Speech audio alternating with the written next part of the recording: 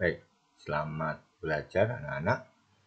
Berdasarkan tugas yang Bapak berikan minggu yang lalu tentang pembuatan jurnal, ternyata masih banyak yang mengalami kesulitan. Terbukti banyak jawaban yang masih keliru.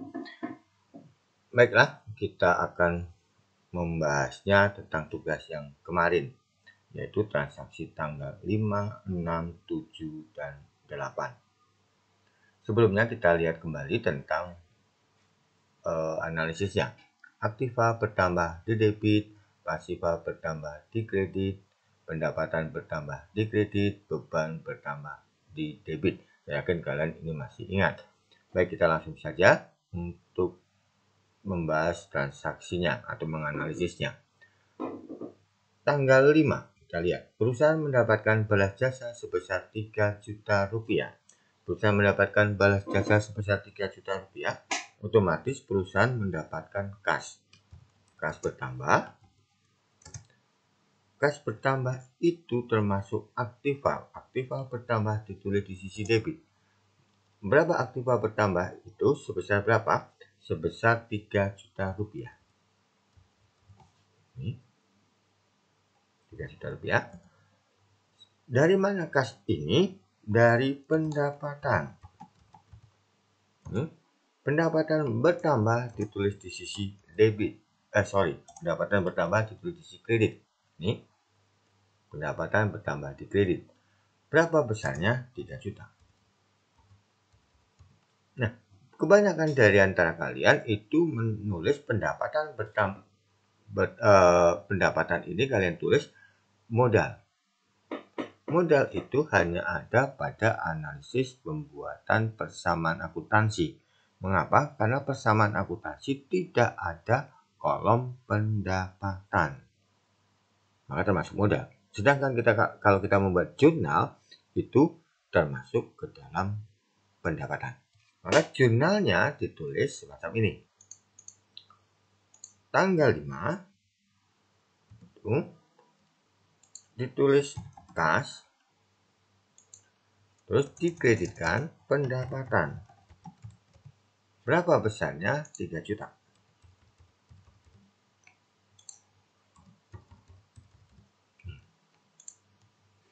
Bagaimana transaksi tanggal 6? Tanggal 6, perusahaan mendapatkan pesanan senilai 1.250.000 baru akan dibayar jika pesanan selesai. Berarti ini otomatis sudah diakui sebagai pendapatan, tetapi uangnya belum diterima.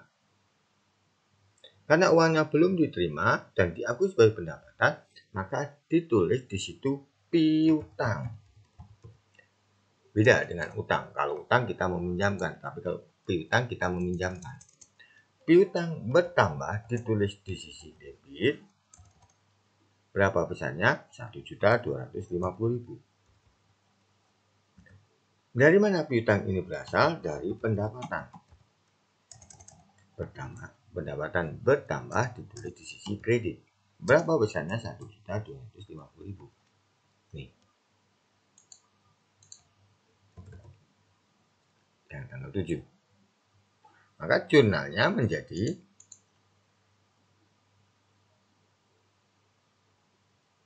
tanggal 6. Jurnalnya menjadi piutang sebesar 1.250.000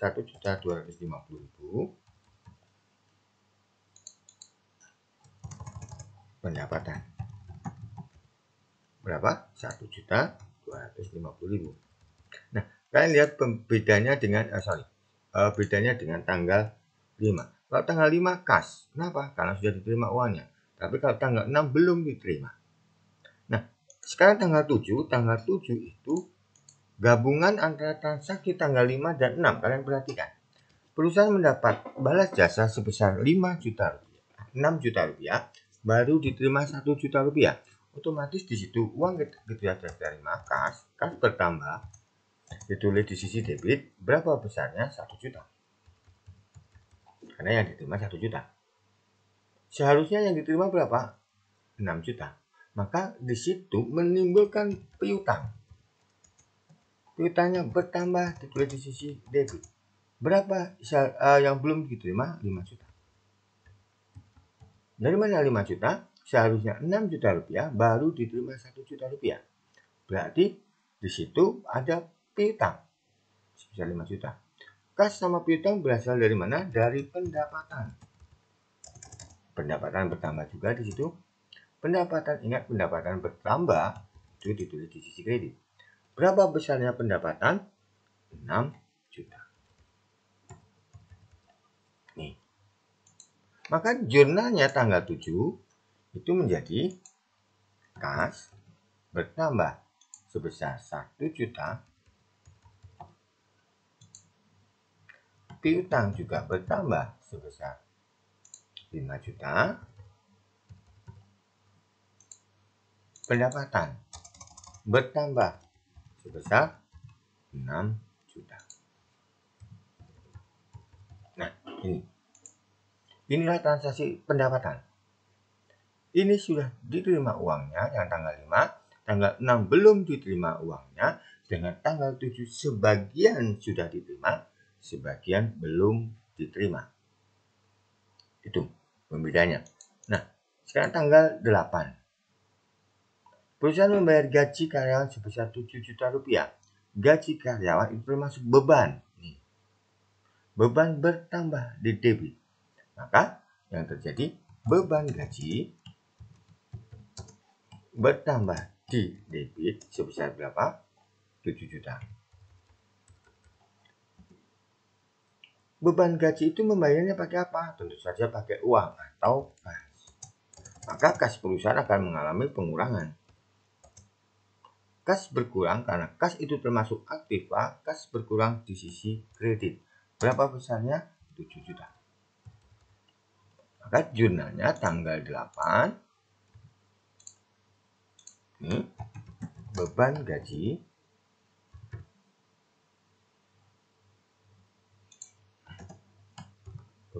sebesar 7 juta rupiah di debit, sedangkan kas di kredit sebesar berapa? 7 juta.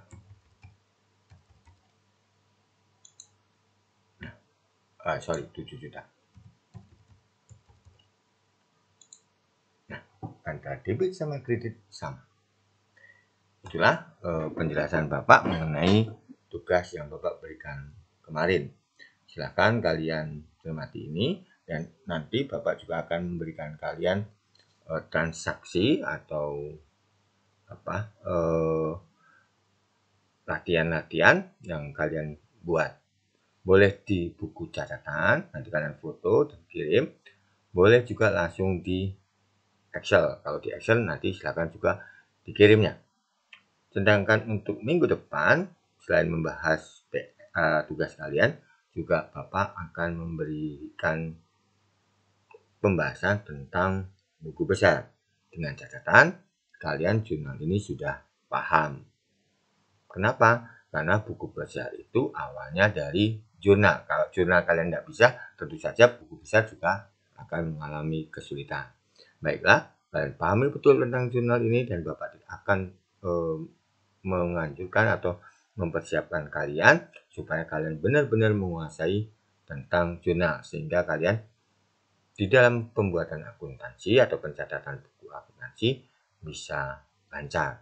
Baik, itu saja. Selamat belajar, tetap semangat, dan jaga kesehatan selalu.